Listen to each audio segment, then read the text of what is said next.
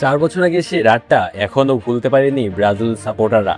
ক্রোয়েশিয়ার বিপক্ষে অতিরিক্ত সময়ে দুর্দান্ত এক গোল করেছিলেন নেইমার জুনিয়র। মনে হচ্ছিল সেমিফাইনালের টিকিট বুঝি নিশ্চিত, কিন্তু শেষ পর্যন্ত টাইব্রেকারের নির্মমতায় থেমে যায় ব্রাজিলের বিশ্বকাপ স্বপ্ন। মাঠে বসেই চোখের জল ফেলেছিলেন নেইমার। সেই ছবিটাই বোধহয় হয়ে আছে তার বিশ্বকাপ ক্যারিয়ারের সবচেয়ে বেদনাদায়ক মুহূর্তগুলোর একটি। এবার আবার বিশ্বকাপের দুয়ারে দাঁড়িয়ে ব্রাজিল, আর সেই সঙ্গে ফিরেছে নেইমারকে নিয়ে নতুন করে স্বপ্ন দেখার গল্প। যদিও চোটের কারণে এখনও পুরোপুরি সুস্থ নন ব্রাজিলের সর্বকালের সর্বোচ্চ গোলদাতা। দলের সঙ্গে থাকলেও প্রস্তুতি ম্যাচে খেলতে পারছেন না, এমনকি বিশ্বকাপে ব্রাজিলের প্রথম ম্যাচেও তার খেলা নিয়ে রয়েছে অনিশ্চয়তা। তবুও নেইমারকে ঘিরে প্রত্যাশার পারদ কমেনি একটুও। 2 যুগ ধরে বিশ্বকাপ জয়ের অপেক্ষায় থাকা ব্রাজিলিয়ানরা বিশ্বাস করেন কাঙ্ক্ষিত হেক্সা এনে দেওয়ার মিশনে এবারও সবচেয়ে বড় ভরসার নাম নেইমার জুনিয়র।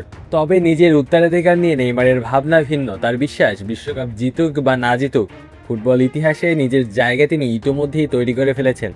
রিসেন্টলি এক সাক্ষাৎকারে নেইমার বলেন, আমার মনে হয় ফুটবলে আমি যা রেখে যেতে চেয়েছিলাম তার অনেকটাই রেখে যেতে পেরেছি। 5+ স্টার রেটিং প্রাপ্ত দেশের সর্বোচ্চ বিদ্যুৎ সাশ্রয়ী ও eco friendly Walton AC. Walton air conditioner, smart comfort এখন নেক্সট লেভেলে। ফুটবলের কথা উঠলে মানুষ কোনো না কোনোভাবে আমাকে মনে রাখবে, এটাই আমার সবচেয়ে বড় প্রাপ্তি। আমি ইতিহাসের অংশ হতে পেরেছি, ফুটবলের পাতায় নিজের নাম লিখে রাখতে পেরেছি। একদিন আমার সন্তান আর নাতি নাতনিদের বলতে পারবো, দেশের জন্য আমি গুরুত্বপূর্ণ কিছু করতে পেরেছিলাম। ফুটবল বিশ্ব তাকে কী কারণে মনে রাখবে, এমন প্রশ্নে নেইমারের উত্তর ছিল বেশ আবেগঘন। আমি সবসময় নিজের মতো করেই খেলেছি। সান্তোস, বার্সেলোনা, পিএসজি কিংবা আল হিলাল, যে ক্লাবেই খেলি না কেন, মাঠে নামার পর নিজের সবটুকু দেওয়ার চেষ্টা করেছি। আর ব্রাজিলের জার্সি গায়ে তো প্রতিবারই নিজের শতভাগেরও বেশি উজাড় করে দিয়েছি। জাতীয় দলের প্রতি সেই নিবেদন সংখ্যাতেও স্পষ্ট।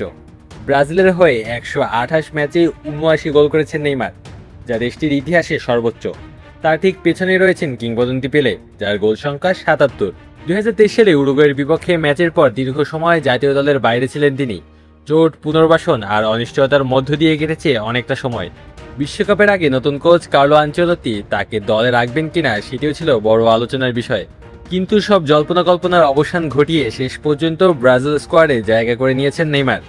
এটি হতে পারে অসমাপ্ত গল্পের শেষ অধ্যায়, সেই গল্প যেখানে একদিকে আছে 2022 সালের অপূর্ণতা, অন্যদিকে আছে ব্রাজিলকে 2 যুগ পর বিশ্বকাপ জেতানোর স্বপ্ন। প্রশ্ন একটাই, চোট কাটিয়ে ফিরতে পারবেন তো নেইমার? আর যদি পারেন, তবে কি তার পায়ে ভর করেই ব্রাজিল লিখবে হেক্সার গল্প?